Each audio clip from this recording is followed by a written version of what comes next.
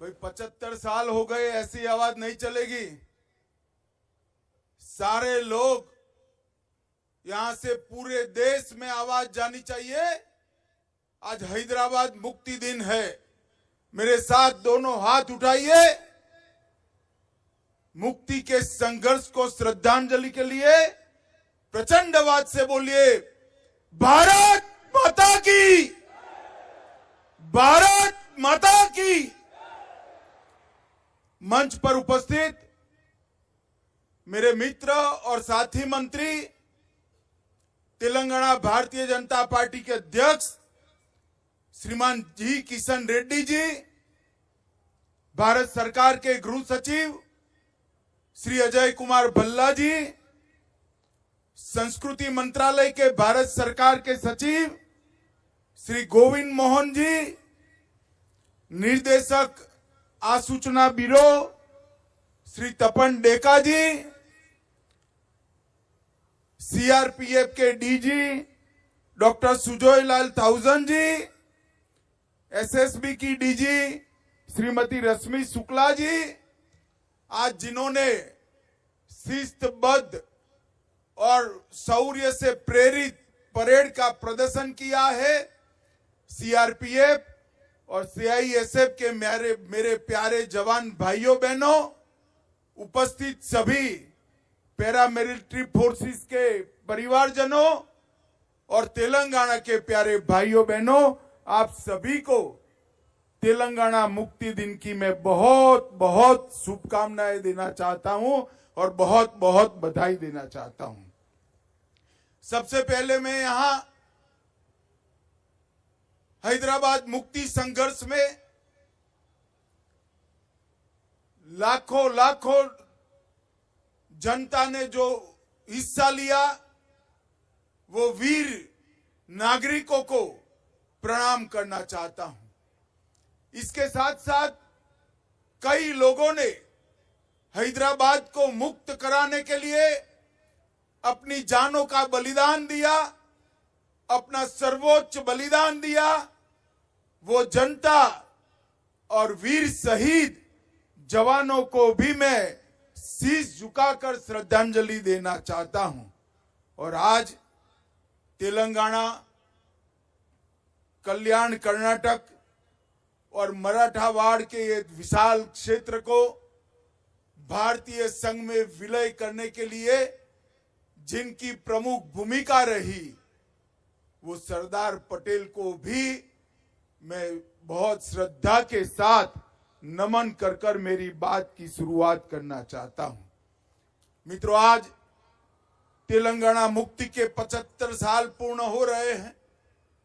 मैं कोई झिझक के बगैर कहना चाहता हूं कि महापुरुष, लोह पुरुष सरदार पटेल न होते तो तेलंगाना को इतनी जल्दी मुक्ति नहीं मिलने वाली थी। वो सरदार पटेल ही थे जिन्होंने सारी चीजों को ठुकराकर सर्वप्रथम राष्ट्र सर्वप्रथम के सिद्धांत को चरितार्थ कर हैदराबाद पुलिस एक्शन की डिजाइन की और उसको खून का कतरा बहाए बगैर निजाम के रजाकारों की सेना को सरेंडर कराने का साहस दिखाया। सरदार पटेल और केएम मुंशी की ये युति ने, ये जोड़ी ने तेलंगाना क्षेत्र के, कर्नाटक के बीदर क्षेत्र के और मराठावाड़ा के ये विशाल क्षेत्र को हमारे महान देश के साथ जोड़ने का काम किया। इसके साथ साथ तेलंगाना मुक्ति के लिए स्वामी रामतीर्थ एस चेन्ना रेड्डी, नरसिम्हा राव, साईक बंदगी, केवी नरसिम्हा राव, विद्याधर गुरु, पंडित केशव कोरटकर और इसके साथ साथ अनाबेरी प्रभाकर राव, वर्दम येल्ला रेड्डी, रवि नारायण रेड्डी, बरुगुला रामकृष्ण राव, कलोजी नारायण राव, दिगंबर राव, वामन राव नाइक और श्री वाघमरे को भी मैं मन से श्रद्धांजलि देना चाहता हूं। मित्रों, अभी अभी देश ने अपने आजादी का महोत्सव मनाया और आज तेलंगाना मुक्ति का दिन है। अंग्रेजों के गुलामी से मुक्ति के बाद, समग्र देश आजाद होने के बाद 399 दिन तक यहां पर क्रूर निजाम का शासन रहा और ये 399 दिन, 400 दिन समग्र तेलंगाना क्षेत्र की जनता के लिए नरक की यातनाओं से भी कठिन दिन थे। सरदार पटेल ने इस क्षेत्र की जनता की भावनाओं को सम्मान देते हुए 400वें दिन पर इस क्षेत्र को आजाद किया। कई संगठनों ने संघर्ष किया। आर्य समाज, हिंदू महासभा, उस्मानिया यूनिवर्सिटी में छेड़ा गया वंदे मातरम आंदोलन, बिदर क्षेत्र के किसानों द्वारा रचे गए लोक संघर्ष के गीत और आंदोलन, और युवाओं ने साथ में मिलकर तेलंगाना मुक्ति का जो आंदोलन किया था उसको अंतिम स्वरूप देने का काम हमारे श्रद्धेय लौह पुरुष सरदार पटेल ने किया। मित्रों, जैसा किशन जी ने बताया, 75 साल तक देश की किसी सरकार ने इस महान दिन को, इसकी ऐतिहासिक स्मृति को हमारी युवा पीढ़ी को याद कराने के लिए कार्यक्रम की रचना नहीं की। तुष्टीकरण की नीति के कारण हमेशा वो डरते रहे और तेलंगाना मुक्ति दिन मनाने की सिलसिला नहीं शुरू हुआ। मैं देश के प्रधानमंत्री नरेंद्र मोदी जी को बहुत बहुत साधुवाद और बधाई देना चाहता हूं कि 17 सितंबर को गत वर्ष जब 75 साल हुए, उन्होंने एक नई परंपरा शुरू की। 17 सितंबर को सांस्कृतिक मंत्रालय तेलंगाना विमोचन दिन मनाएगा और वो महान शहीदों को श्रद्धांजलि देकर हमारे नई पीढ़ी को ये संघर्ष की याद दिलाएगा। मित्रों, इसके पीछे हमारे 3 उद्देश्य हैं। एक, नए पीढ़ी को, बालकों को, किशोरों को ये महान संघर्ष की याद दिलाना और देशभक्ति के संस्कार से सिंचित करना। दूसरा, उन शहीदों को श्रद्धांजलि देना जिन्होंने हैदराबाद मुक्ति के लिए काम किया। और तीसरा, अपने आप को राष्ट्र को पुनः समर्पित करना कि शहीदों ने जो स्वप्न देखे थे, इस प्रकार के राष्ट्र की निर्मिति के लिए हम आगे बढ़े। आज यहां पर एसएसबी इब्राहिम पट्टन के पारिवारिक आवास का वर्चुअल शिलान्यास हुआ है। एसएसबी की फोर्स में काम करने वाले दक्षिण भारत के सारे जवानों के परिवारों के लिए एक नई शुरुआत है और मैं आशा करता हूं उससे परिवारजनों के जीवन में काफी सुलभता आएगी, सुगमता आएगी और सुविधा युक्त जीवन ये जी पाएंगे।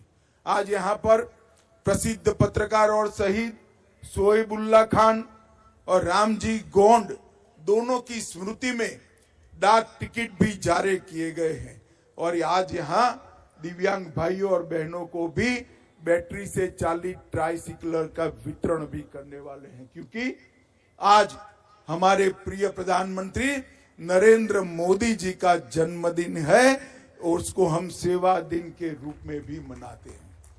आज ही के दिन मोदी जी का जन्म हुआ और विगत 9 वर्षों में आजादी के लिए संघर्ष करने वाले हमारे आजादी के नेताओं ने जो स्वप्न देखे थे, वो भारत के निर्माण के लिए मोदी जी के नेतृत्व में देश बहुत आगे बढ़ चुका है।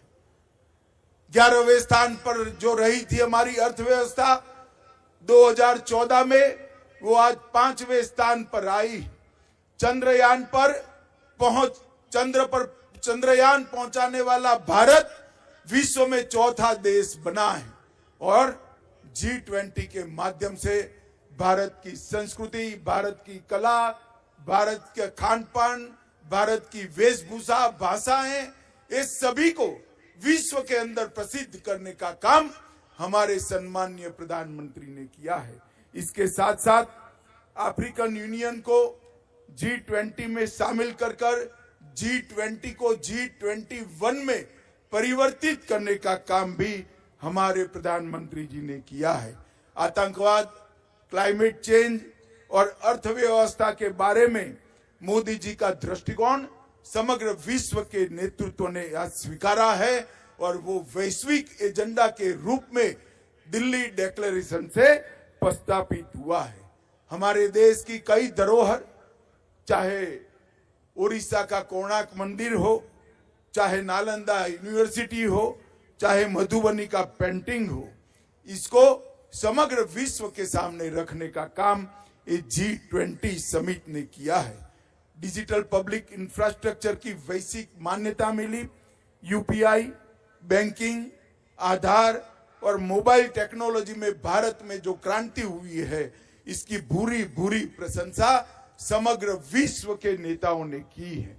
मित्रों, आज मैं यहाँ आया हूं तब बहुत लंबी बात करना नहीं चाहता, परंतु एक बात जरूर कहना चाहता हूं। ये 400 दिन के निजाम के शासन में यहाँ की जनता ने जो अपार यातनाएं सहन की है, इसका हिसाब विश्व की यातनाओं के इतिहास में कहीं पर मिलना नहीं। इसीलिए सरदार पटेल ने कहा था, स्वतंत्र हैदराबाद भारत के पेट में कैंसर के समान है, उसका ऑपरेशन के बगैर और कोई रास्ता हो नहीं सकता। और इसलिए उन्होंने पुलिस एक्शन के माध्यम से हैदराबाद को स्वतंत्र करने का काम किया। बड़ी दुर्भाग्य की बात है, तेलंगाना की रचना के बाद भी तेलंगाना विमोचन दिन मनाने में वोट बैंक की पॉलिटिक्स के कारण ये पार्टियां जो संकोच कर रही है, मैं उनको कहना चाहता हूं, जो अपने देश के इतिहास से मुंह मोड़ लेते हैं, देश की जनता उनसे मुंह मोड़ लेती है। हमारे देश के इतिहास पर गौरव कर हमारे शहीदों के शहादत पर गौरव कर स्वतंत्र संग्राम के इतिहास पर गौरव कर ही हम इस देश और हैदराबाद को, तेलंगाना को आगे बढ़ा सकते हैं। और यहां पर जिस प्रकार से निजाम के क्रूर शासन ने कई फरमान दिए थे, माफूसा और गैर माफूसा का भेद खड़ा किया था, उससे मुक्ति सरदार पटेल ने दिलाई थी। कई ऐसी घटनाएं हैं जिसके जिक्र से भी आज रोंगटे खड़े हो जाते हैं। मैं एक ही का उल्लेख करना चाहूंगा। परक्कल्ला तेलंगाना 2 सितंबर 1947, 1500 से ज्यादा लोग भारतीय तिरंगा फहराने के लिए परक्कल्ला कस्बे में एकत्रित हुए। निजाम की रजाकार फौज ने जनरल डायर की तरह गोलियां चलाने का आदेश किया। 150 लोग घायल हुए, कई लोग मारे गए। ऐसा निर्मम हत्याकांड मराठावाड़ा के परभणी के गुंडा गांव में भी हुआ और बीदर के पास घोरटा में भी हुआ। इस सभी से मुक्ति दिलाने का काम सरदार पटेल ने किया। KM मुंशी और सरदार पटेल, ये 2 देशभक्त नेताओं ने हैदराबाद मुक्ति का डिजाइन किया और उसको अंत तक लागू किया।